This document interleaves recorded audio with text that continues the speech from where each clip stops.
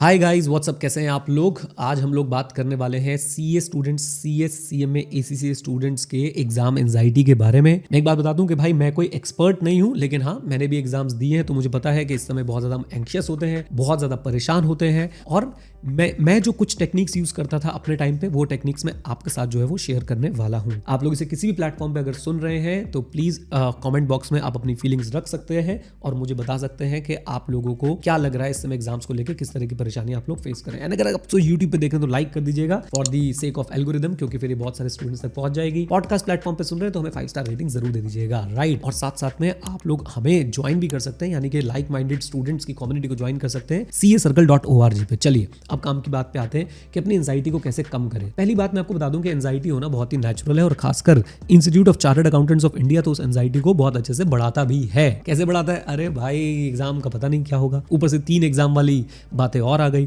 और उसके बाद जो है हमारे सोशल मीडिया इन्फ्लुएंसर्स जो हैं वो इतना इस पे चर्चा कर रहे हैं कि एग्जाम डेट पोस्टपोन होगी, कंफर्म हो गया, नवंबर के एग्जाम नहीं होंगे, सितंबर में होंगे, ये होगा। और ये सब का प्रेशर आपके ऊपर अलग से बन रहा है। आप चाह के भी अपने आप को इससे डिटैच नहीं कर पा रहे हो। इंटरनेट आपके हाथ में है, मोबाइल आपके हाथ में है, बस भाई साहब देखने चले जाते हैं, और एक बार देखने चले जाते हैं तो उसके अंदर खो जाते हैं। और फिर जब वापस आते हैं तो होती है एंजाइटी, तो लगता है कि भाई ये क्या हो रहा है। अब मैं आप लोगों को कुछ टिप्स देना चाहता हूं जिससे आप इस एंजाइटी को जो है वो रिड्यूस कर सकते हैं। And I hope now you know कि मैं क्या बोलने वाला हूं कि भैया एंजाइटी भी ऑडिट रिस्क की तरह है। It can not be eliminated but it can be reduced to appropriately low levels. Okay, अब मेरी बात को ध्यान से सुनिए। सबसे पहला काम आपने क्या करना, हमारी प्रॉब्लम हमें क्लियर है कि हम लोग एंशियस फील कर रहे हैं। सबसे पहला काम आप लोगों ने क्या करना है, आप लोगों ने ना रिफ्लेक्ट और रिव्यू करना है डेली बेसिस पे। रिफ्लेक्ट और रिव्यू क्या है? आप घबराते क्यों हो? जब आपको आपके कमांड में चीजें नहीं होती है ना, तो आपको घबराहट होती है, तो आप एंशियस फील करते हो। कमांड में चीजें कैसी रहेंगी? जब आप रेगुलरली रिव्यू और रिफ्लेक्ट करते रहोगे। और आप देखिएगा जब आप रेगुलरली रिव्यू और रिफ्लेक्ट करेंगे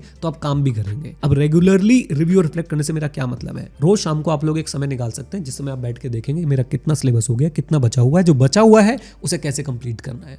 मैं फिर से रिपीट कर रहा हूं, मेरा कितना सिलेबस हो गया, कितना बचा हुआ है, जो बचा हुआ उसे कैसे कंप्लीट करना है। मैं कहता हूं पूरा सिलेबस बचा हुआ है, लेकिन आपको एक स्ट्रैटेजी तो बनानी है उसको कंप्लीट करने की। फिर आप 1 डे एट अ टाइम देखेंगे, यानी कि फिर जब आप सुबह उठ के पढ़ रहे हैं तो आप सिर्फ उसी दिन के टारगेट को ध्यान में रखेंगे। फिर आप पूरे सिलेबस की टेंशन नहीं लेंगे, आप सिर्फ उसी दिन के टारगेट को ध्यान में रखेंगे। अगर वो टारगेट आपका 70-80% अचीव हो रहा है, बहुत बढ़िया। और वो जो आपको 20-30% अचीव नहीं हो रहा है, वो अगर नेचुरली नहीं हो रहा है, नेचुरली मतलब आपने तो अपना पूरा एफर्ट किया लेकिन फिर भी अचीव नहीं हो पाया, इट्स ओके। लेकिन अगर आप लोगों का वो 20-30% इसलिए अचीव नहीं हो रहा है क्योंकि आप निकम्मापन कर रहे हो, आलस दिखा रहे हो, अपना टाइम वेस्ट कर रहे हो, तो आपको अपनी वो टाइम वेस्टिंग एक्टिविटीज को भी रात को फिर रिफ्लेक्ट करते समय लिखना है और देखना है कि कैसे आप उसको मिनिमाइज कर सकते हो। आप रिव्यू और रिफ्लेक्ट करना नहीं छोड़ेंगे किसी भी हाल में, क्योंकि जब आप रिव्यू और रिफ्लेक्ट करते हैं ना तो आपकी एंजाइटी कम होती है, आप कमांडिंग पोजीशन में आते जाते हो, आपको लगता है कि yes we can do it. और जब आप कमांडिंग पोजीशन में आते हो आपकी एंजाइटी कम होती है और आपकी परफॉर्मेंस जो है वो सुधरनी शुरू हो जाती है। तो मेरी पहली टिप, मेरा पहला लेसन आप लोगों के लिए यही है कि कमांडिंग पोजीशन में रहे, और कमांडिंग पोजीशन में रहने के लिए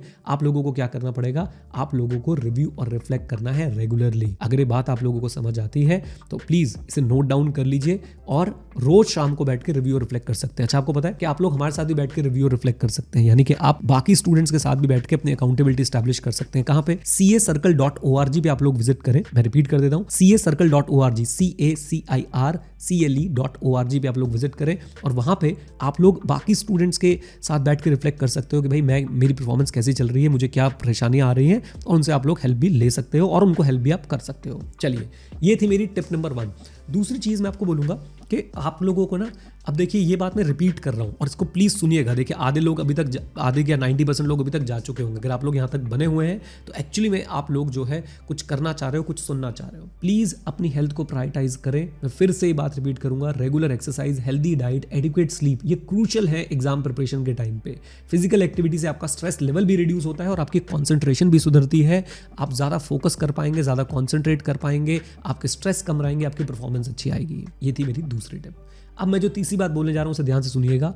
आप लोग जब भी कोई चैप्टर पढ़ते हैं ना, उसे सिर्फ अंधाधुंध पढ़ते मत जाइए, उसके क्वेश्चंस कीजिए। क्वेश्चंस अगेन आपका कॉन्फिडेंस बूस्ट करते हैं। अगर आपने देखो कोई चैप्टर अच्छे से कवर किया है तो आप उसके क्वेश्चंस पक्का सॉल्व कर पाओगे। मान लो आपने एक चैप्टर कंप्लीट किया ऑडिटिंग का, और ऑडिटिंग के चैप्टर का आपने क्वेश्चन बैंक उठा लिया। अब उस क्वेश्चन बैंक में से अगर आप लोग 80% 90% क्वेश्चन सॉल्व कर पा रहे हैं, लिख पा रहे हैं, समझ पा रहे हैं, देख पा रहे हैं, आपका कॉन्फिडेंस बूस्ट हो जाएगा। 20% क्यों मना कर रहे हो? देखो यार, ICAI का एग्जाम है, 20% क्वेश्चंस इधर उधर निकल सकते हैं। I hope this is clear. एक बात और मैं इसमें ऐड करना चाहूंगा, आपसे टिप्स की तरह ही ले सकते हैं। नंबर ऑफ टिप्स आप लोग लिख लीजिएगा कितनी टिप्स हो गई, और प्लीज इसकी एक समरी बना के भी नीचे पोस्ट कर देंगे तो बहुत सारे बच्चों के लिए आसानी रहेगी। देखिए at the end of the day we are a community, and इस कम्युनिटी में हम एक दूसरे की हेल्प कर सकते हैं। मैं आप लोगों के लिए ये पॉडकास्ट कर रहा हूं, तो आप लोग भी थोड़ा सा अगर समरी बना के देंगे मुझे तो बहुत अच्छा लगेगा। आ जाइए नाउ, एक चीज जो मैं ऐड करना चाहता हूं यहाँ पे कि आप लोगों को रियलिस्टिक गोल्स अपने सेट करने चाहिए। अगर आप रियलिस्टिक गोल सेट नहीं करेंगे तो गड़बड़ हो जाएगी। क्यों? रियलिस्टिक गोल्स क्या होते हैं? आपको अपने आप को समझना है, अपनी स्ट्रेंथ, अपनी वीकनेस, अपने एनवायरमेंट में जो अपॉर्चुनिटीज और थ्रेट अवेलेबल है उनको समझना है, और उसके हिसाब से अपनी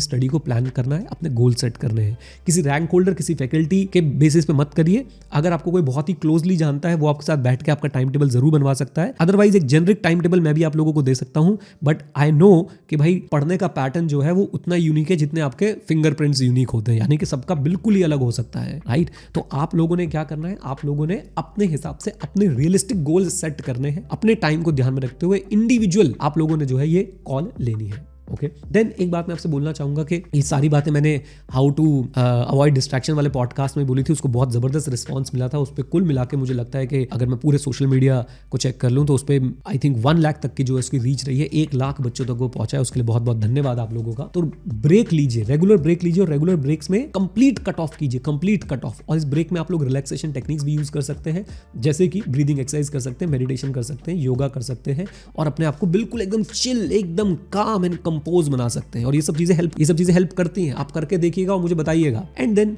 आप लोगों को और क्या चीजें करनी चाहिए मैं आपको बता देता हूं। इन जनरल आप लोगों को एक छोटा सा कम्युनिटी का पार्ट भी बनना चाहिए, जहां पे आप लोग जो है अपने सिलेबस को, अपनी प्रॉब्लम्स को, अपने क्वेश्चंस को एक हेल्दी मैनर में डिस्कस कर सको। और मैं आपको रिक्वेस्ट करूंगा कि टेलीग्राम की कम्युनिटीज भी अच्छी हैं, लेकिन वहां पे बहुत ज्यादा गंद भी है, राइट? तो आपको उस गंद से दूर रहना चाहिए। गंद से मैं क्या कहना चाहता हूँ कि unnecessary negative energies, unnecessary negative emotion, unnecessary negativity भी आप लोगों को मिल सकती है, और जो फिर आपका कंप्लीट मूड डिस्ट्रॉय कर सकती है, राइट?